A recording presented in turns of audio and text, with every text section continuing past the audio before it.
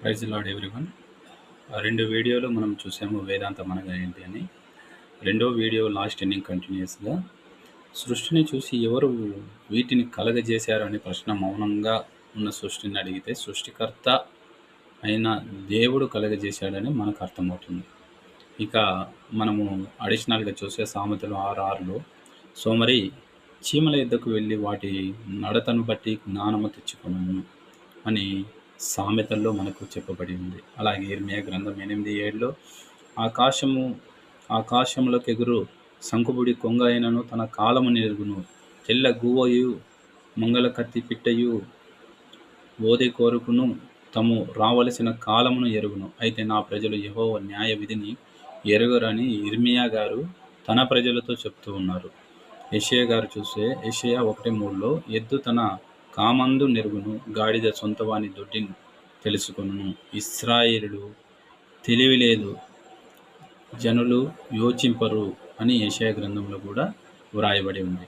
పై వచనాలన్నిటిలో మౌనంగా ఉన్నా కూడా అవి దేవుడు ఉన్నాడు అని తెలియపరచగలవు. కానీ దేవుని పేరేమి, దేవుని లక్షణాలు ఎలా ఉంటాయి, దేవుని చిత్తం ఏమిటి, దేవుని యొక్క ప్రణాళికలు ఏవి అని తెలియపరచలేవు. దేవుడి గురించి నిర్దిష్టంగా తెలియజేసేదే పరిశుద్ధ గ్రంథమైన బైబిల్. దేవుని గురించి వివరంగా తెలుసుకోవాలంటే దేవుడి టెక్స్ట్ బుక్ అయిన బైబిల్పై లేఖనాలపై ఆధారపడాల్సిందే. కొంతమంది దేవుని వాక్యం చెప్పడానికి 66 పుస్తకాల గ్రంథమైన బైబిల్పై ఆధారపడకుండా కథలు చెప్పి పాటలు పాడి వాక్యాన్ని పూర్తి చేస్తారు. అలాంటి జాబితాలో మనం ఉండకుండా 66 పుస్తకాలైన మనకి ఏదైతే బైబిల్ ఉందో ఆమోదించబడిన లేఖన గ్రంథాలపై ఆధారపడి మాత్రమే వాక్యం బోధించడానికి బైబిల్ను బోధించడానికి మనం ముందుకెళ్దాం. సమకాలీన భాషలో చెప్పబడినది ఏది? సమకాలీన భాషలో అంటే ఇట్స్ స్పీక్ ఇన్ కంటెంపరరీ లాంగ్వేజ్. వేల సంవత్సరాల క్రిందటి గ్రంథము బైబిల్. ఆ కాలానికి అర్థమయ్యే విధంగా దేవుడు వ్రాయించి ఉంటాడు. మనం ఇప్పుడు చదివినప్పుడు అది కాంటెంట్లో ఎందుకు వ్రాయించాడో అర్థమవుతుంది.